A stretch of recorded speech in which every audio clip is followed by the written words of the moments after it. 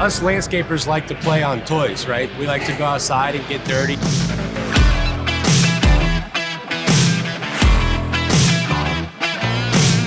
It'll help tremendously learning about the equipment and actually getting to get hands-on with the equipment and learning how it works and how it's going to specifically fit into our business. I come here because we do a lot of outdoor activities, lawn, landscapes, everything else in between.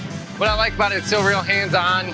Like to go out like in the outdoor area to sample some of the bigger machines, talk to the people that have created the machines, and find out what's best to meet our needs. I'm looking forward to getting out and doing some demo on the equipment out there as well. This outdoor demo area is the best thing that you could ask for because you can see all this equipment and try it.